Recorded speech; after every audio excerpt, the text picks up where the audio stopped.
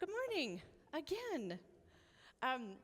So my 10-year-old asked me this week, Mom, what are you preaching on this week? And I said, I'm going to talk about Jesus and the multitudes.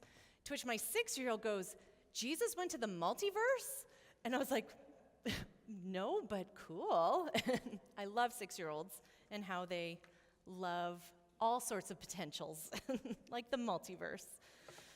Anyways, we are talking about Jesus and the adventure that we are along with him on.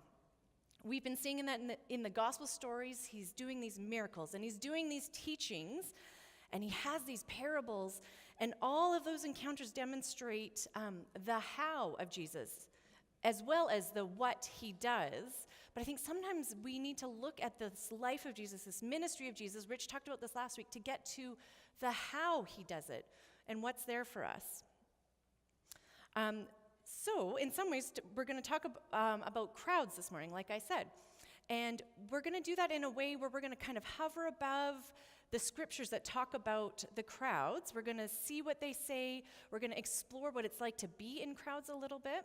And then we're going to zoom in on one story and see where that takes us, see how Jesus was in the crowds in that one story, and see where that takes us. And that's kind of the flow of the sermon today. So crowds are powerful things. I was just talking with Zach right before the service. You can tangibly feel energy in crowds. This is a perfect Sunday to do this, because you will watch on your screens in Atlanta today, there will be crowds, and you will feel this energy. It can sweep you up. You can get caught up in a crowd, for good and for not so good. It can be destructive energy sometimes in a crowd, but it also can be really creative and good energy. But there's always this, overwhelmed in a crowd by the needs of a crowd, by the demands of a crowd, by the longings of a crowd, maybe the hope of a crowd. So I have some pictures of human crowds just to kind of get us into the feeling of being around all those people. So the first one I have should look familiar. That's the Stampede. You can tell by the hats. So that's one of our very own special crowds for us. The next one also is a Calgary scene. That's the Folk Fest. Feels like that's a lot of people at the Folk Fest. So that's another crowd we know. The next one that's a busy airport. So this crowd of people wanting to get somewhere, on a mission, doing something. The next one is an NFL game. That's a lot of people in one space. And the last one I have, it just made me laugh. So this is, in 1994, a Rod Stewart concert in Rio de Janeiro, where they estimate 3.5 million people are at.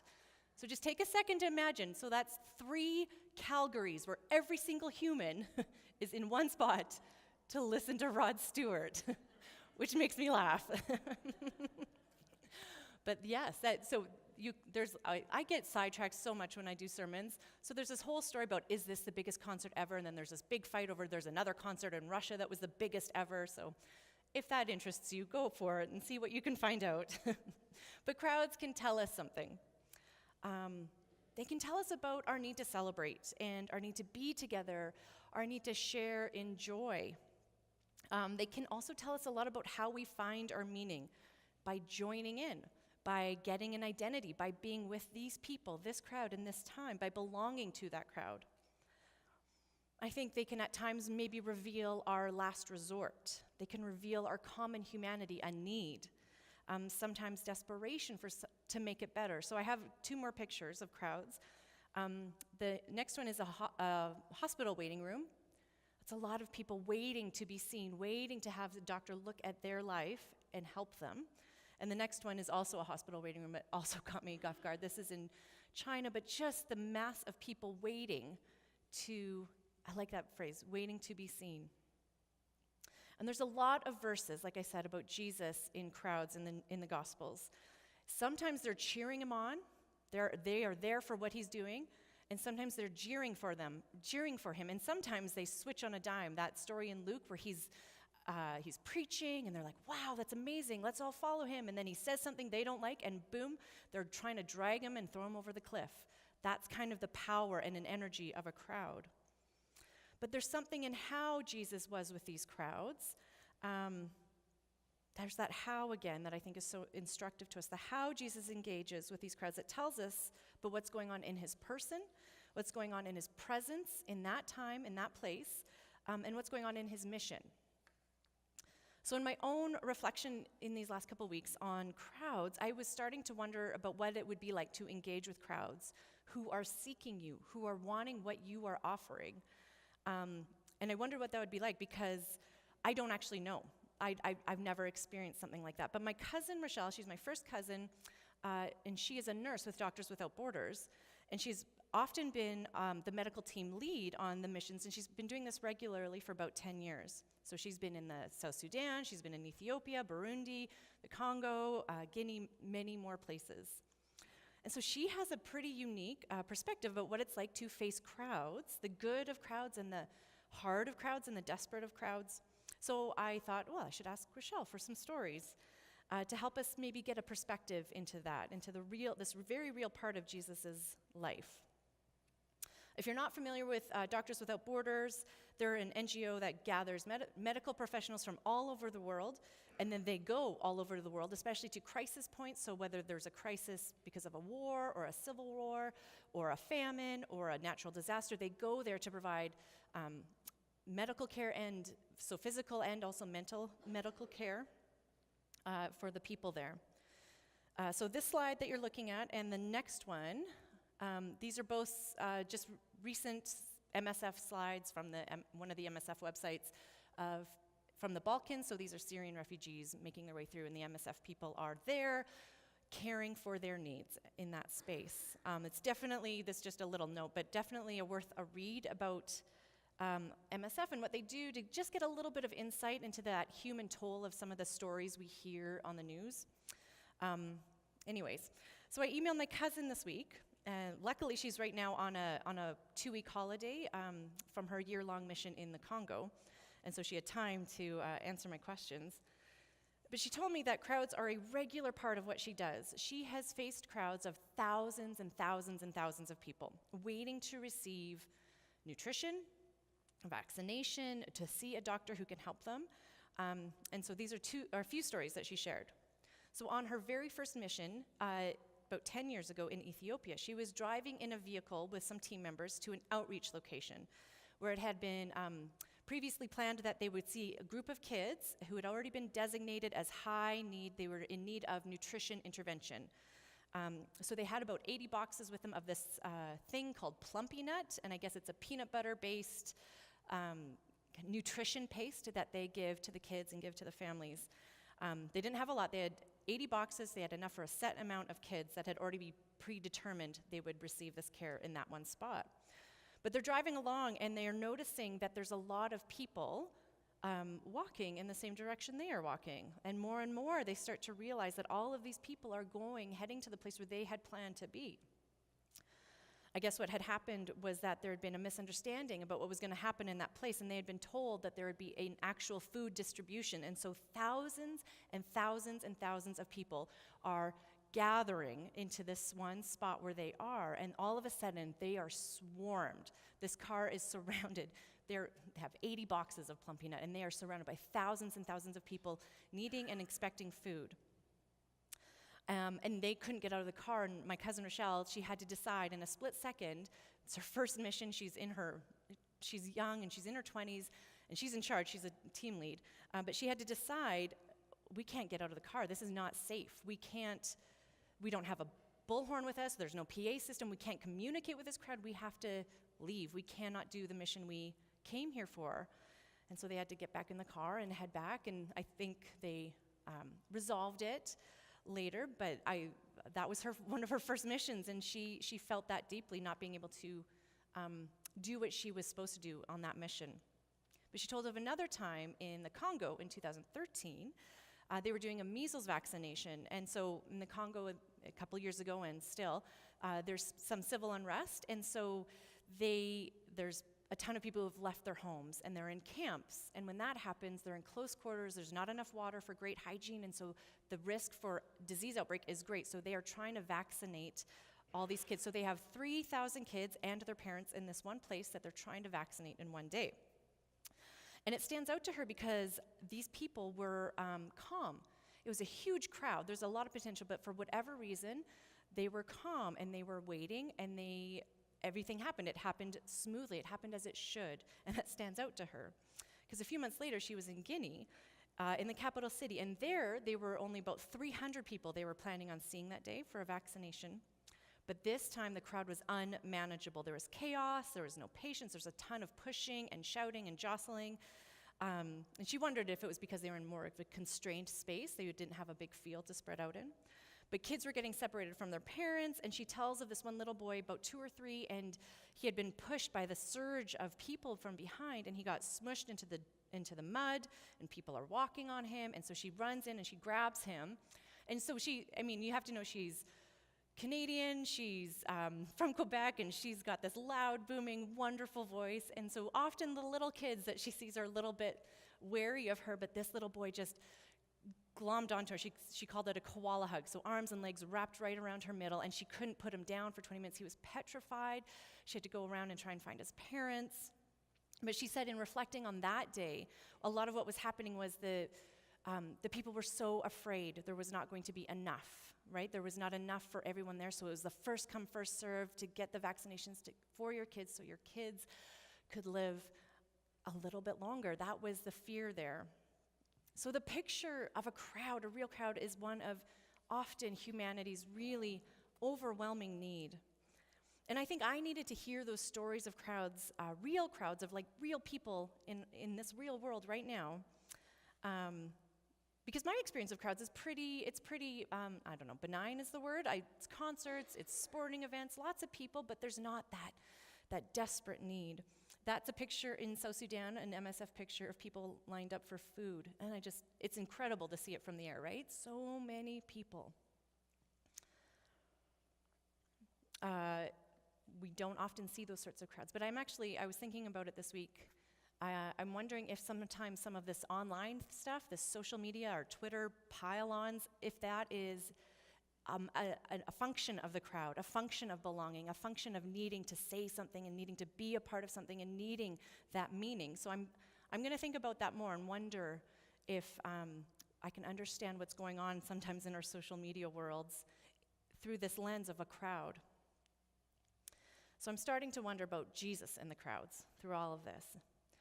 So Jesus, like we said, he's been preaching, he's been teaching, he's been doing miracles, and that is drawing crowds. There's an energy, there's a need.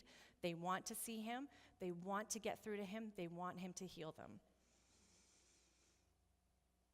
And people were coming. So the next couple slides, I literally copy and pasted the concordance from the mention of crowds for Matthew, Mark, and some of Luke.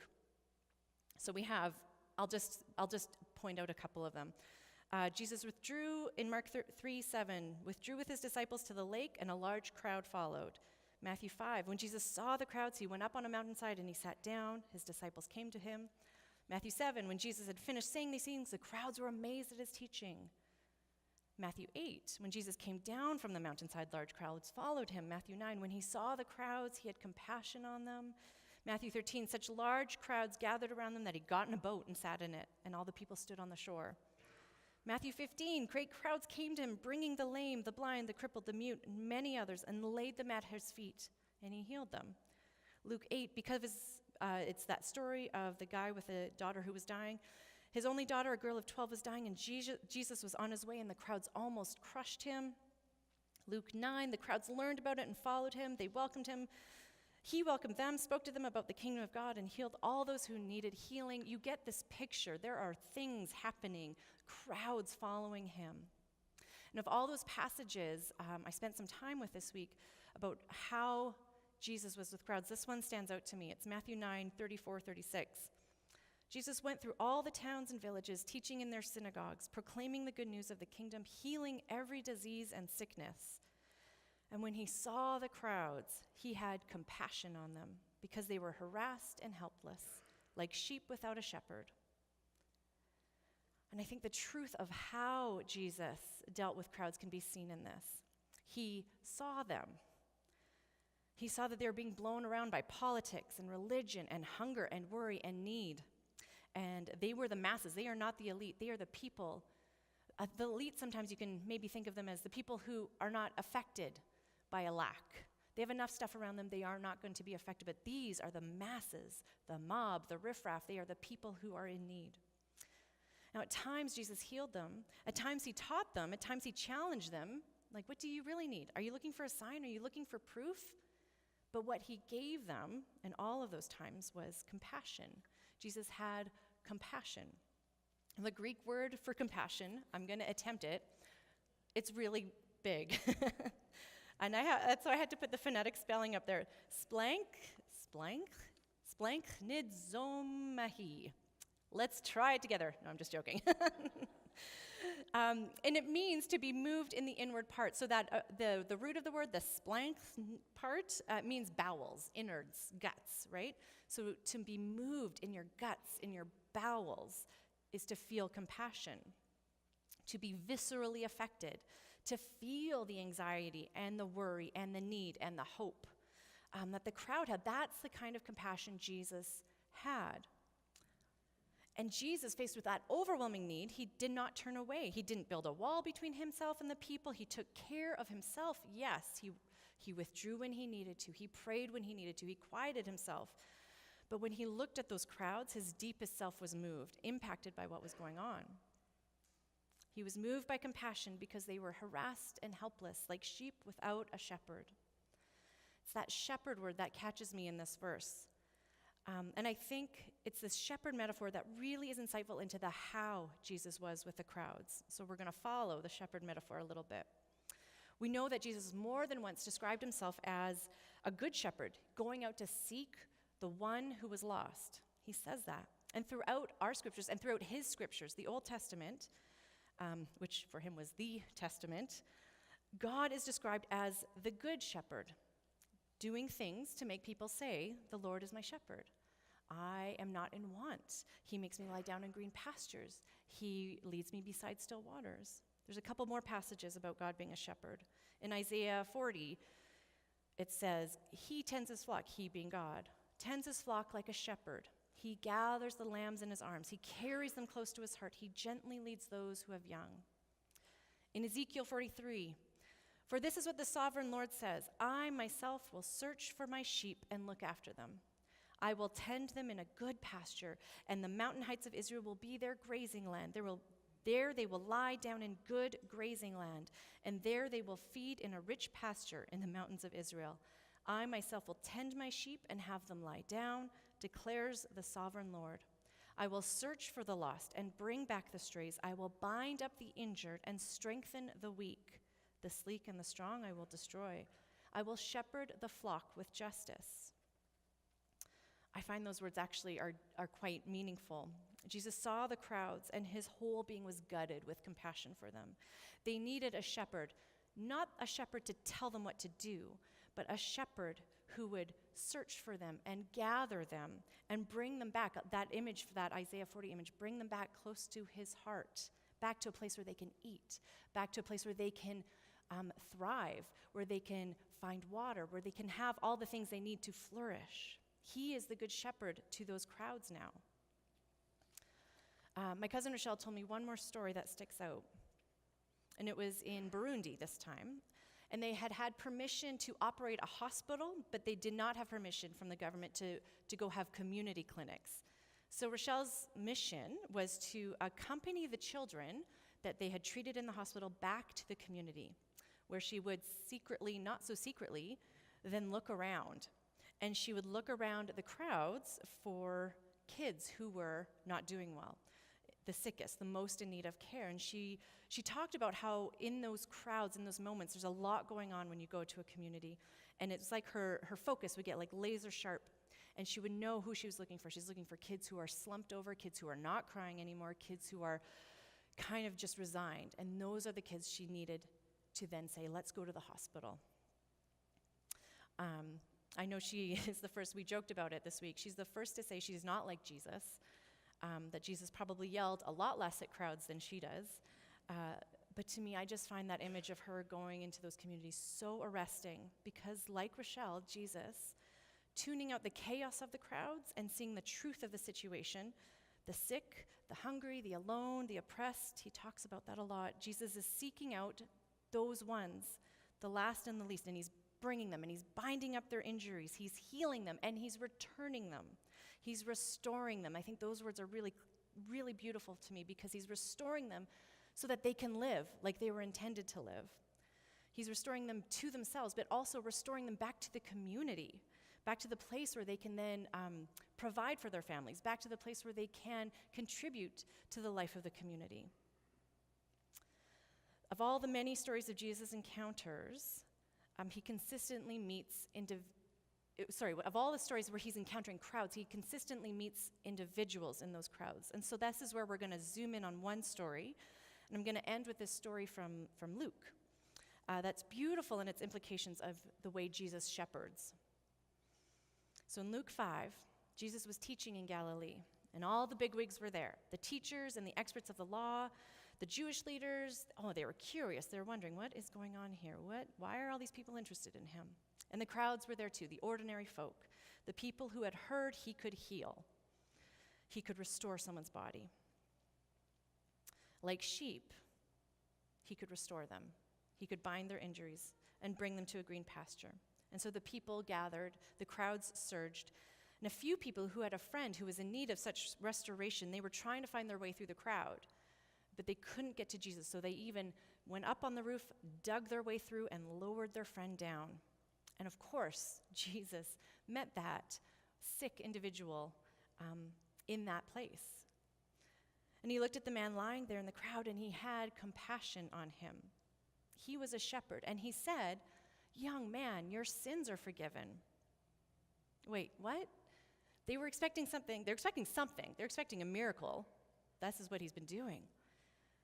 But this, here was Jesus, once again, overriding those categories of who's in and out, overriding the gatekeepers of who's pure and who's sinful. He's overriding it. Who is this that forgives sins? The people thought. Who is it that can say whether a person is clean or not? Only God can forgive, and then only if people do this, this, and this, and this to atone for it.